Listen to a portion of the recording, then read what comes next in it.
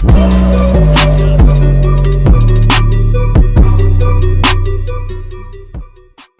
is a relatively new series, so right now I only have the Focus series planned.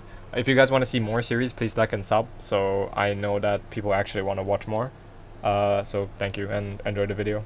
In this episode, it might be broken down to a couple parts, but in this part specifically, we're going to be talking about what is focus and the things that make up focus. So for focus, we have two types of focus, right? So for simplicity's sake, I'm just going to call it direct focus, and I'm going to call it peripheral focus.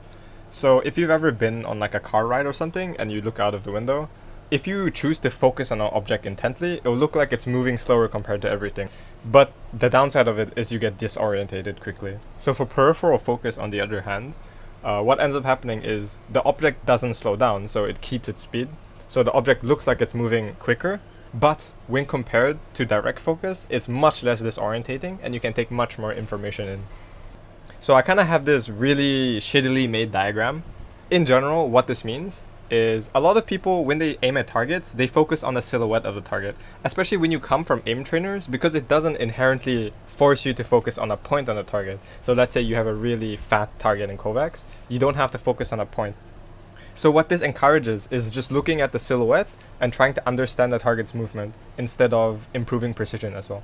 This is really bad because in games where headshots are important, like Valorant, Overwatch, CSGO, you lose out on a ton of DPS because you just choose to bounce your crosshair around the target itself. Bouncing a crosshair within the silhouette can be really bad for movement reading as well. And why that's bad is because you're adding unnecessary movement to your aim, which makes it even harder to read the target's movement. So what we want to achieve is this diagram over here, where we have the gray area and we have the red area.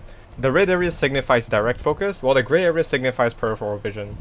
So why we want to keep the peripheral vision is we want to use that as a redundant space, so that when a target moves, we can use this peripheral vision to adjust and orientate ourselves quickly to the new target's direction. However, we want to keep the direct focus because we want to be precise and we want to be on a set position on the target.